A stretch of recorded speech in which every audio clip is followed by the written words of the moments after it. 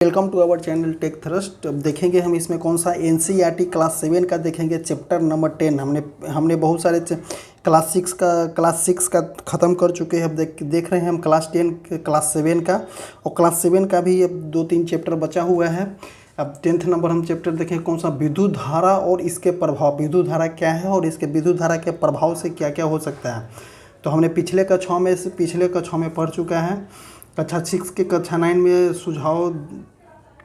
सुझाव गए आपका हाथ कितना स्थिर है को खेलने का प्रयास किया गया। यदि नहीं तो आप अपने इसे करके देखिए, बूझो तथा पहली ने कक्षा 6 में सुझाव अनुसार खेल के लिए विद्युत परिपथ संयोजन किया। उन्होंने अपने परिवार के मित्रों के साथ परीक्षण करके काफ़ी मनोरंजन किया।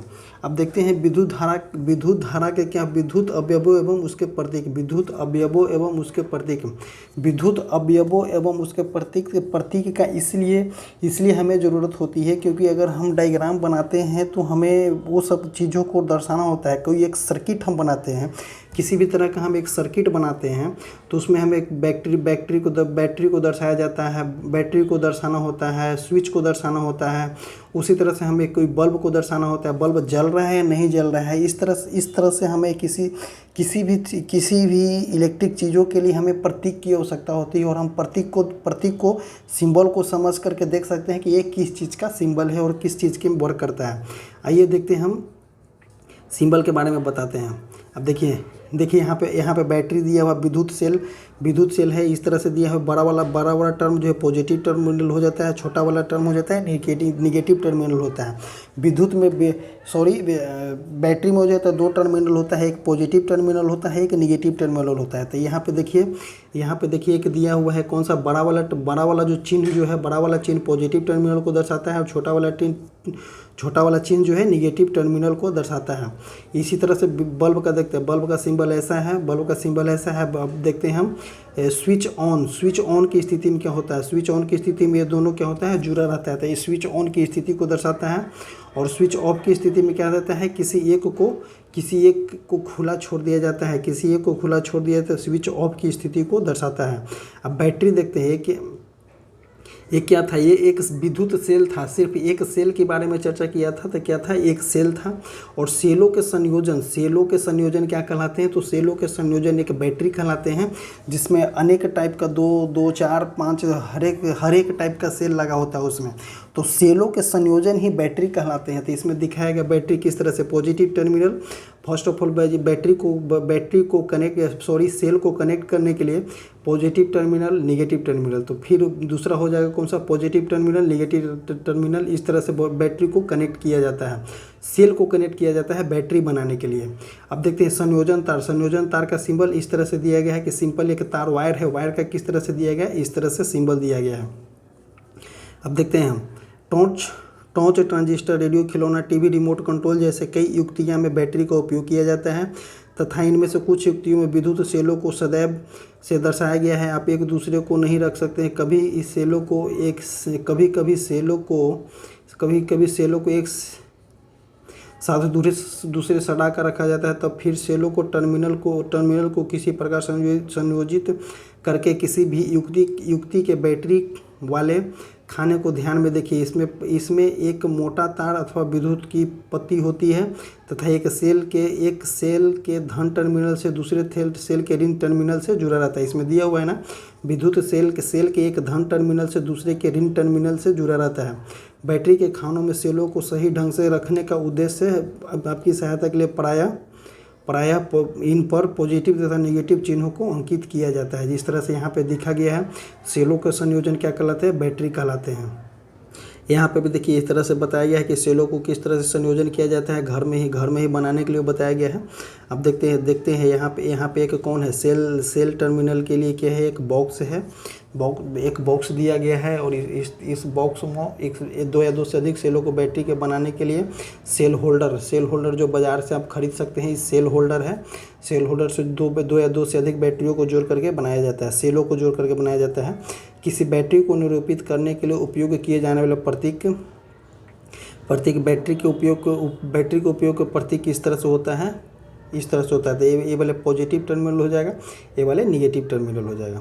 अब दर्शाते हैं, अब देखते हैं क्या बोला गया है क्या ट्रैक्टर, ट्रकों तथा इन्वर्टर में उपयोग होने वाले बैटरियों भी सेलों से बने होते हैं? तो जी हाँ, सेलों से बने होते हैं। तब फिर इन्हें बैटरी क्यों कहते हैं? क्या आप इसका प्रश्न उत्तर दे सकते हैं? तो सेलों के बने होते हैं और ये सेलों का संयोजन ही क्या कहलाता है? बैटरी कहलाता है। अब इस तरह से हम देखते हैं, कोई एक परिपथ दिया गया है, जैसे जिस तरह से ये क्या है, एक सेल है। सेल में एक बल्ब दिया गया है। बल्ब में क्या किया गया है? ये एक प्रकार का स्विच का प्रयोग किया गया है यहाँ पे पिन लगा करके। अब इसको हम हटा देंगे। तो स्विच क्या हो जाएगा? ऑफ हो जाएगा। स्विच ऑफ हो जाएगा। इसको लगा देंगे तो क्या हो जाएगा? स्विच ऑन हो जाएगा। इस परिपथ में प्रतिलापी अपनी नोटबुक में नियुक्त कीजिए। अब देखिए, इसमें यहाँ पे एक क्लोज परिपथ दिया गया है। जैसे जिस तरह से बताएं आपको कि विद्युत में हर एक चीज़ का एक सिंबल होता है। सिंबल के अनुसार ही हम किसी चीज़ का सर्किट बना सकते हैं। जैसे कि विद्युत बल्ब जलाने का एक सर्किट अगर बोला जाए तो हम किस तरह से बना सकते हैं, तो सेम यही चीज़ को यहाँ पे दिया गया है। सेम है। इस पे भी एक बल्ब है, एक बैटरी है और एक स्विच है जो कि बल्ब जल रहा है। और यहाँ पे भी ऐसा ही दिया गया था। बल्ब का सिंबल इस तरह से होता है। तो बल्ब दिया गया है। बल्ब को देखिए कि टर्मिनल से जोड़ा गया है और उसको स्विच से जोड़ा गया है। इसी तरह से बन जाएगा। अब देखते हैं हम क्या बोल रहे हैं। यहाँ पे देखिए, वहाँ पे क्लोज परिपथ था, मतलब कि बैटरी से जुड़ा हुआ था। तो बल्ब जल रहा था। अब यहाँ से जिस तरह से स्विच को हटा देते हैं तो क्या होता है? बल्ब जलना बंद हो जाता है। तो अन्य परिपथ आरेख देख सकते हैं आप। अब इसी तरह से हम देखते हैं, बल्ब में एक पतला तार होता है जिन्हें तंतु अथवा फिलामेंट कहते हैं। यह तभी दीप्त होता है जब इनमें विद्युत धारा प्रवाहित होती है। यदि विद्युत का तंतु टूट जाता है तो वह क्या हो जाता है? बल्ब क्या होता है? फ्यूज हो जाता है। अब देखते ध्यान दीजिए, ध्यान देने के योग्य बॉक्स में दिया गया है, क्या बताया गया है? ध्यान दीजिए, कुंजी अथवा स्विच को परिपथ में कहीं पर भी लगाया जा सकता है। जब स्विच ऑन की स्थिति में होता है तो बैटरी के धन टर्मिनल से बैटरी के ऋण टर्मिनल तक परिपथ पूरा होता है। जब स्विच ऑन होता है तो विद्युत के धन टर्मिनल से लेकर के ऋण टर्मिनल तक, विद्युत के ऋण टर्मिनल तक परिपथ पूरा होता है। परिपथ को तब बंद कहा जाता है तथा सारे परिपथ में तुरंत विद्युत धारा प्रवाहित होने लगता है। तब उसे क्या बोलेंगे? बंद परिपथ तब बोला जाता है जब सारे परिपथ में विद्युत धारा प्रवाहित होने लगता है। जब स्विच ऑफ की स्थिति में होता है तब परिपथ क्या होता है? अधूरा परिपथ होता है। तब इसे खुला परिपथ कहते हैं। इस स्थिति में परिपथ के किसी भी भाग में कोई विद्युत धारा प्रवाहित नहीं होता। जैसे कि हमने आपको डायग्राम में बताया था। वंस अगेन हम आपको दिखाते हैं। ये डायग्राम है, क्या है? एक प्रकार का क्या है? एक क्लोज परिपथ बनाता है। मतलब कि बंद परिपथ बनाता है। कि बंद परिपथ हम इसलिए बोलते हैं क्योंकि इसमें पूरी तरह से हर एक युक्ति में विद्युत धारा को प्रवाहित किया जाता है। क्योंकि स्विच ऑन की स्थिति में होता है तो कौन सा होता है? स्विच ऑन की स्थिति में होता है तो बंद परिपथ होता है। स्विच ऑफ की स्थिति में होता है, स्विच ऑन की स्थिति में होता है तो बंद परिपथ होता है। स्विच ऑफ की स्थिति में होता है तो क्या? स्विच ऑफ की स्थिति में होता है तो कौन सा परिपथ होता है? स्विच ऑन की स्थिति में खुला परिपथ बोला जाता है। और स्विच ऑन की स्थिति में बंद परिपथ बोला जाता है। स्विच ऑफ की स्थिति में खुला परिपथ बोला जाता है। कभी कभी यहाँ से एग्जाम में क्वेश्चन को देखने को मिलता है। और क्वेश्चन देखने को क्यों ना मिलेगा? क्योंकि एनसीईआरटी है। एनसीईआरटी से ही आजकल क्वेश्चन हर एक एग्ज़ाम में देखने को मिलता है। और यहाँ से क्लास 7 वाले बच्चों को यहाँ से परिभाषा भी देखने को मिलेगा। सो आप कंसंट्रेट होकर के देखते रहें हमारे वीडियो को। और इसी तरह से हम देखते हैं चेतावनी क्या दिया हुआ है। विद्युत मेंस से संयोजित दीप्त विद्युत बल्ब को कभी न छुए। यह अत्यधिक तप्त हो जाता है तथा इसका हाथ जल सकता है। विद्युत मेंस विद्युत जनित्र अथवा इन्वर्टर की विद्युत आपूर्ति से कभी छेड़छाड़ न करें। आपको विद्युत आघात लग सकता है। जो आघात हो सकता है, यहाँ सुझाए गए सभी क्रियाकलापों के लिए केवल विद्युत सेल का ही उपयोग कीजिए। जैसे कि आपको बताया गया है कि विद्युत मेन लाइन होता है, विद्युत का जनरेटर का होता है। आप विद्युत को ना छुए, विद्युत तार को भी ना छुए क्योंकि आपको झटका लग सकता है खुला छुएंगे तो। यदि बल्ब का तंतु टूट जाए तब भी परिपथ पूरा होगा। क्या? तब भी बल्ब दीप्त होगा। इससे ध्यान दीजिए कि दीप्त बल्ब गर्म हो जाता है। क्या आप जानते हैं ऐसा क्यों होता है? अब देखते हैं विद्युत धारा का तापीय प्रभाव। विद्युत धारा का तापीय प्रभाव क्या बोलता है कि अगर हम बल्ब को जलाते हैं, स्विच को ऑन करते हैं, तो बल्ब जलता है। बल्ब जलने के बाद 2 से 3 सेकंड के बाद अगर आप बल्ब को टच कीजिएगा तो क्या होगा, बल्ब से एक ऊष्मा टाइप का हो जाएगा, जैसे कि वो गर्म हो जाएगा। तब तो तापीय प्रभाव हो जाएगा, क्योंकि बल्ब जो होती है, बल्ब स्विच देने के बाद बल्ब जो होता है 2 से 3 सेकेंड 2 से 3 मिनट के बाद गर्म हो जाता है। तो वही बोल रहे हैं कि विद्युत धारा का तापीय प्रभाव बताया गया है। जैसे कि आप यहाँ पे देख सकते हैं क्या दिया हुआ है, एक हीटर दिया गया हुआ है। ये विद्युत धारा के तापीय प्रभाव पर ही वर्क करता है। जैसे ही हम विद्युत इसमें देंगे तो इसका जो कॉइल जो होता है वो गर्म हो जाता है और गर्म होकर के लाल हो जाता है। इसी तरह से ये विद्युत हीटर बन गया। किसी तार में उत्पन्न ऊष्मा का परिमाप उस तार के पदार्थ की धातु किससे बनी होती है, लंबाई तथा मोटाई पर निर्भर करता है। इसमें क्या बोला है, लंबाई तथा मोटाई दोनों पर निर्भर करता है। अतः विभिन्न आवश्यकताओं के लिए विभिन्न पदार्थों का विभिन्न लंबाई एवं मोटाई के तार का उपयोग किया जाता है। विद्युत परिपथ को जोड़ने में प्रयोग होने वाले तार सामान्यतः गर्म नहीं होते हैं। इसके विपरीत कुछ विद्युत संयंत्रों के अवयव इतने अधिक तप्त हो जाते हैं कि आसानी से दिखाई देते हैं, जैसे कि विद्युत बल्ब। अब जैसे देखिए यहाँ पे क्या बोलता है, विद्युत स्त्री का अवयव नहीं देख पाए। पहले ने उसे बताया कि निमज्जन तापक मतलब कि इमर्शन हीटर, हॉट प्लेट, विद्युत स्त्री, गीजर, विद्युत केतली, हेयर ड्रायर जैसे विद्युत संयंत्रों के अवयवों के ऊपर आवरण होता है। क्या आप किसी विद्युत संयंत्र के अवयव को देख सकते हैं? इसी तरह से विद्युत जो होता है, गीजर वगैरह होता है, उसमें वो भी पानी को गर्म करता है, लेकिन आप नहीं देख सकते हैं क्योंकि वो सब ढका रहता है, क्लोज में रहता है। अब इसी तरह से आगे देखते हैं, जब किसी तार से कोई विद्युत धारा प्रवाहित होती है तो वह क्या होती है, तप्त हो जाती है। इसे विद्युत धारा का क्या बोलते हैं, तापीय प्रभाव बोलते हैं। तो विद्युत धारा का तापीय प्रभाव क्या बोलता है, जब कोई विद्युत धारा प्रवाहित होता है तो वह क्या होता है, तप्त हो जाता है। इसे विद्युत धारा का तापीय प्रभाव कहते हैं। क्या आप कैसे ऐसे विद्युत धारा संगीत का नाम बता सकते हैं जिसमें विद्युत धारा का तापीय प्रभाव का उपयोग किया जाता है? ऐसे संगीतों की एक सूची बनाइए। अब नेक्स्ट देखते हैं क्या बोलता है। अब इसमें देखिए क्या बोलता है, विद्युत धारा का दीप्त तंतु जैसे ही विद्युत धारा देंगे तो ये फिलामेंट गर्म होकर क्या बोले, प्रकाश देने लगता है।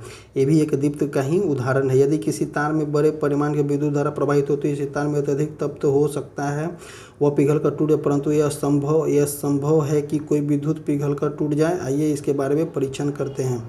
अब इसमें क्या दिया है, प्रकाश उत्पन्न करने के लिए तापदीप्त बल्बों का प्रयोग होता है, लेकिन यह ऊष्मा भी देता है। क्या बोलता है, ऊष्मा भी देता है। इसका अर्थ यह है कि प्रयुक्त विद्युत का एक भाग ऊष्मा उत्पन्न करने में व्यय होता है।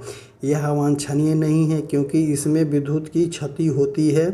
प्रतिदीप्त नलिकाएं, फ्लोरेसेंस ट्यूब, जो ट्यूबलाइट हम बोलते हैं उसको हिंदी में क्या बोलता है, प्रतिदीप्त नलिकाएं तथा संहत प्रदीप्त नलिकाएं। जो संहत प्रदीप्त नलिकाएं किसको बोलते हैं, CFL एक बल्ब होता है उसको बोलते हैं।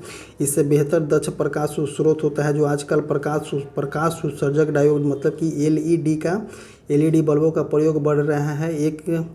एक निश्चित तीव्रता का प्रकाश उत्पन्न करने के लिए तापदीप्त बल्बों, प्रतिदीप्त नलिकाओं तथा संहत प्रतिदीप्त लैंपों की तुलना में LED बल्ब बहुत कम उपयोग होता है। इस प्रकार LED बल्ब बहुत ही दक्ष और इसलिए इसे प्राथमिकता दी जाती है। ऐसे विद्युत संयंत्र जैसे कि गैजेट का प्रयोग की सलाह दी जाती है, जो विद्युत दक्ष भारतीय मानक ब्यूरो नई दिल्ली उत्पादों तथा मानकों चिन्ह प्रदान करता है, जिन्हें मार्क करते हैं का उपयोग उत्पादों पर दिए गए विनिर्माण को अनुरूपित किया जाता है। नोट, प्रतिदीप्त नलिकाओं तथा CFL में पारे का वाष्प भरा जाता है। जैसे प्रतिदीप्त नलिकाओं, ट्यूबलाइट और CFL में पारा का वाष्प भरा जाता है, जो विषैली होता है। अतः खराब प्रतिदीप्त नलिकाओं तथा CFL का निपटारा सावधानी पूर्वक करनी चाहिए। जैसे कि ट्यूबलाइट, पुराने वाले जो ट्यूबलाइट था, अब तो आजकल LED ट्यूबलाइट भी आ गया है, तो पुराने वाले ट्यूबलाइट हो गए या CFL बल्ब हो गया, उसमें क्या होता है, वो पारा का वाष्प भरा रहता है जो कि विषैले और ख़तरनाक होता है। उसे असावधानीपूर्वक से खराब प्रतिदीप नलिकाओं को सावधानीपूर्वक से निपटारा करना चाहिए। अब देखते हैं हम कौन सा विद्युत फ्यूज के बारे में देखते हैं। क्या लगा हुआ है कि विद्युत फ्यूज लगा हुआ है, विद्युत फ्यूज लगा हुआ है। अब देखते हैं, यदि कमरे में विद्युत पंखा चल रहा है तो उसका स्विच ऑन कर दीजिए। कुछ समय के लिए परिपथ में धारा प्रवाहित करिए। इस्पात ऊर्न के तार अथवा लड़ी का ध्यान में रखते हुए नोट कीजिए। कुछ विशेष पदार्थों के बने तारों में जब अधिक विद्युत धारा प्रवाहित होती है तो वो शीघ्रता से पिघलकर टूट जाता है। उसे इन तारों को क्या बोलते हैं, विद्युत फ्यूज बोला जाता है। कुछ विशेष पदार्थ के बने तारों, आगे हम बताएंगे कि किस चीज़ का बना होता है। तो कुछ विशेष पदार्थ के बने तारों जब अधिक विद्युत धारा प्रवाहित होती है तब वे शीघ्रता से पिघलकर क्या होते हैं, टूट जाते हैं। इन तारों का उपयोग विद्युत फ्यूज बनाने में किया जाता है। सभी भवनों में प्रत्येक विद्युत परिपथ में फ्यूज लगाए जाते हैं। प्रत्येक विद्युत परिपथ में से प्रवाहित की जा सकने वाले विद्युत धारा का कोई अधिकतम सीमा नहीं होती है जिसे उसमें सुरक्षात्मक प्रवाहित किया जाता है यदि किसी दुर्घटना विद्युत धारा का मान सुरक्षा हो। इसी तरह देखते हैं, कभी कभी विद्युत परिपथ संयोजन विद्युत फ्यूज की स्वयं जांच पड़ताल करने का प्रयास नहीं करना चाहिए। यद्यपि आप विद्युत परिपथ के मरम्मत करने वाली दुकान पर जाकर बेकार हुए फ्यूजों को आप बनवा सकते हैं। इसी तरह से यहाँ पे दिया हुआ है क्या, विद्युत परिपथ में अत्यधिक विद्युत धारा प्रवाहित होने के कारण विद्युत धारा में परस्पर सीधा संपर्क हो जाता है। इसे टूट फूट अथवा तारों में विद्युत रोधन के हटने के कारण हो सकता है। इसमें लघुपथ शॉर्ट सर्किट हो जाता है। अत्यधिक धारा प्रवाहित होने के कारण एक ही सॉकेट से कई युक्तियों का संयोजन करना हो सकता है। इसमें परिपथ के अतिभारण हो सकता है। आपने समाचार पत्रों में अतिभार तथा लघुपथन के लगने वाले आग के कारण में पढ़ा होगा। सीमा से अधिक हो जाती है तो अतिरिक्त हो जाती है। इसी तरह से बताया गया है कि आप एक ही सर्किट से बहुत सारे युक्तियों को अगर चलाएंगे, मतलब कि एक बोर्ड है, उसी बोर्ड से बहुत सारे युक्तियों, जैसे उसी से पंखा चलाएंगे, बोर्ड चलाएंगे और उस युक्ति का उतना कैपेसिटी नहीं होगा तो क्या हो जाएगा, वहाँ पे अतिभारण हो जाएगा। अतिभारण होने के कारण क्या हो जाएगा, परिपथ जो होता है, परिपथ में आग लग जाएगा। और कभी कभी उसी चीज़ को आपको बचाने के लिए किसका उपयोग किया जाता है, तो विद्युत फ्यूज का उपयोग किया जाता है। विद्युत फ्यूज, इसमें विद्युत धारा के प्रवाहित तापीय प्रभाव के परीक्षण के लिए लाभ होता है, जैसे आगे हमने बताया। अब देखते हैं आजकल फ्यूज के स्थान पर लघु परिपथ विच्छेदक MCB का प्रयोग किया जाता है। आपने देखा होगा अपने घर में कि इस तरह का बॉक्स हो, इस तरह का एक बॉक्स होता होगा, इस तरह का एक स्विच होता होगा। इसको क्या बोलते हैं, तो इसको बोलते हैं MCB का प्रयोग किया जाता है। निरंतर बढ़ता जा रहा, जब किसी परिपथ में विद्युत धारा सुरक्षा सीमा से अधिक हो जाती है तो क्या हो जाती है, ये वाली गिर जाती है। ऐसे स्विच होता है जो अंत ही ऑफ हो जाता है और इन्हें फिर से ऑन कर दे तो परिपथ पुनः पूरा हो जाता है। डब्बे पर ISI चिन्ह अवश्य देख ले। ये आजकल यही वाले फ्यूज की जगह यही यूज किया जाता है। इसको क्या बोलते हैं, MCB स्विच बोला जाता है। MCB स्विच बोला जाता है जब विद्युत परिपथ ज़्यादा हो जाता है, विद्युत परिपथ में विद्युत धारा ज़्यादा हो जाता है तो ये ऑटोमेटिक अपने आप गिर जाता है। फिर आप इसको ऑन करेंगे तो विद्युत परिपथ चालू हो जाएगा। सदैव देखिए, सावधान बरतने के लिए बोला गया है। सदैव ISI चिन्ह वाले विद्युत फ्यूज जिसका उल्लेख किसी भी अनुप्रयोग के लिए किया जाता है का ही उपयोग करना चाहिए। फ्यूज के स्थान पर किसी भी तार अथवा धातु की पट्टी का उपयोग कदापि नहीं करना चाहिए। अब देखते क्या बोलता है, विद्युत धारा का चुंबकीय प्रभाव के बारे में बताया गया है कि विद्युत धारा का चुंबकीय प्रभाव क्या है, यहाँ पे दिया गया है। विद्युत धारा का चुंबकीय प्रभाव के बारे में बताया गया है कि विद्युत धारा का चुंबकीय प्रभाव क्या है। विद्युत धारा का चुंबकीय प्रभाव क्या है, हम जानते हैं कि चुंबकीय सुई एक लघु चुंबक होता है। यह उत्तर दक्षिण दिशा की ओर संकेत देती है। जब हम कोई चुंबक इसके निकट लाते हैं तो सुई विक्षेपित हो जाता है, मतलब कि हट जाता है। इससे हम देख सकते हैं कि चुंबकीय सुई के निकट रखे तार में विद्युत धारा प्रवाहित होती है तब भी सुई विक्षेपित हो जाता है। तभी सुई जो है तो विक्षेपित हो जाता है। क्या आप इस दोनों परीक्षणों में कोई संबंध स्थापित कर सकते हैं? क्या किसी तार में विद्युत धारा प्रवाहित करने पर वह तार चुंबक की भांति व्यवहार करता है? तो जी हाँ, वो चुंबक की भांति व्यवहार करेगा, इसीलिए विक्षेपित हो जाता है। अब देखते हैं क्या बोल रहे हैं। इस परीक्षण के लिए किसने किया था? हैंस क्रिश्चियन आस्टर ने विद्युत धारा के चुंबकीय प्रभाव को परीक्षण किया था। वैज्ञानिक को भी आश्चर्यचकित किया कि वे पहले व्यक्ति थे जिन्होंने देखा कि जब किसी विद्युत धारा प्रवाहित होती है तब उसके पास रखी चुंबक सुई क्या होता है? विक्षेपित हो जाता है। अतः जब किसी तार में विद्युत धारा प्रवाहित होती है तो वह चुंबक के भांति व्यवहार करता है। इससे विद्युत धारा का चुंबकीय प्रभाव कहते हैं, जो कि एग्जाम में बहुत ही इम्पोर्टेंट रोल निभाता है और पूछता भी है कि जब किसी तार से विद्युत धारा प्रवाहित होती है तो वह चुंबक की भांति व्यवहार करता है। इसी विद्युत धारा का चुंबकीय प्रभाव कहते हैं। विद्युत धारा का चुंबकीय प्रभाव निर्माण किया जाता है। अब देखते हैं किसके बारे में देखेंगे। अब देखेंगे विद्युत चुंबक कैसे बनाया जाता है। तो आपको देख लीजिए, याद रखिए कि इस क्रियाकलाप के लिए कुछ सेकंड के लिए अधिक समय तक विद्युत धारा प्रवाहित नहीं करनी चाहिए। यदि परिपथ संयुक्त सेल को शीघ्रता से दुर्बल हो जाता है। अगर आप इस तरह के विद्युत परिपथ के लिए चुंबकीय प्रभाव करेंगे तो सेल शीघ्रता से दुर्बल हो जाता है। अब देखते हैं क्या बोलता है। उपयुक्त विद्युत धारा प्रवाहित करने पर कुंडली चुंबक की भांति व्यवहार करता है। जब विद्युत धारा प्रवाह समाप्त हो जाता है तो कुंडली का चुंबकत्व समाप्त हो जाता है। इस प्रकार के चुंबक को क्या बोलते हैं? विद्युत चुंबक कहते हैं। विद्युत चुंबक अति प्रबल बनाया जा सकता है। विद्युत चुंबक को अति प्रबल बनाया जा सकता है। अब देखें विद्युत घंटी कैसे काम करती है। तो विद्युत घंटी भी उसी तरह से काम करती है। विद्युत घंटी देखते हैं। विद्युत घंटी में विद्युत परिपथ दर्शाया गया है। इसमें लोहे के टुकड़े तांबे के तार की कुंडली लिपटी होती है।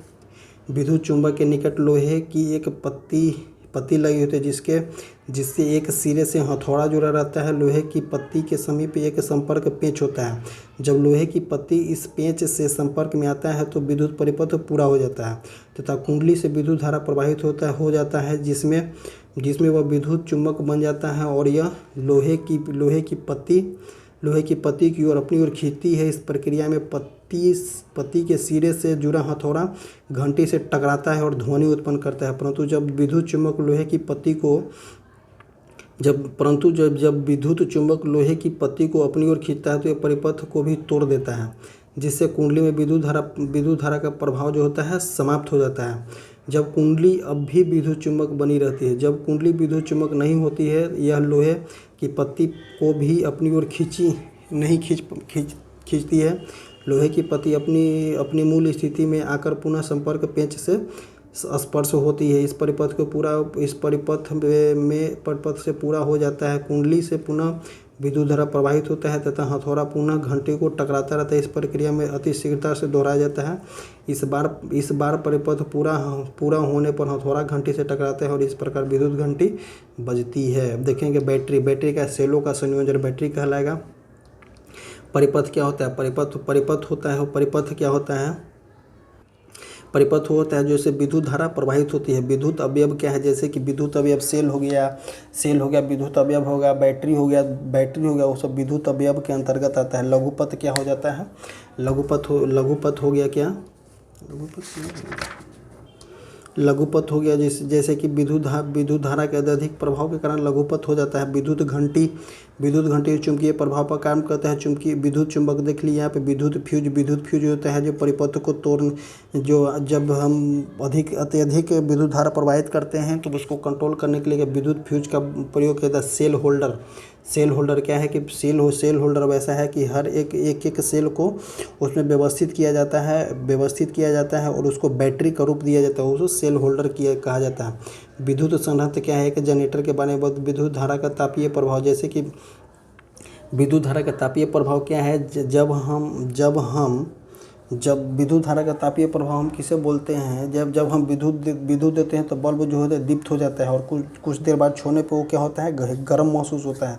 तो वही हो गया विद्युत धारा का तापीय प्रभाव। वहीं पे हीटर का कार्य करता है, गीजर कार्य करता है, आयरन कार्य करता है, ये सब विद्युत धारा के तापीय प्रभाव पे कार्य करता है। विद्युत का चुंबकीय प्रभाव। विद्युत का चुंबकीय प्रभाव क्या होता है? जब चुंबकीय सुई लघु चुंबक होता है, जो उत्तरी, जब हम चुंबकीय सुई इसके निकट लाते हैं तो क्या होता है? विक्षेपित हो जाता है, विद्युत धारा का चुंबकीय प्रभाव हो जाता है, विक्षेपित हो जाता है। जैसे कि हम आपको बता दें कि जब किसी तार में से विद्युत धारा प्रवाहित होती है तो वह चुंबक की भांति व्यवहार करता है। इसे विद्युत धारा का क्या बोलते हैं? चुंबकीय प्रभाव कहते हैं। और कुंडली क्या हो जाएगा? कुंडली जो एक लपेटा हुआ तार होता है उसमें कुंडली कहलाता है। अब नेक्स्ट देखते हैं नेक्स्ट क्या होता है। नेक्स्ट देखते हैं हम क्या होता है। विद्युत धारा।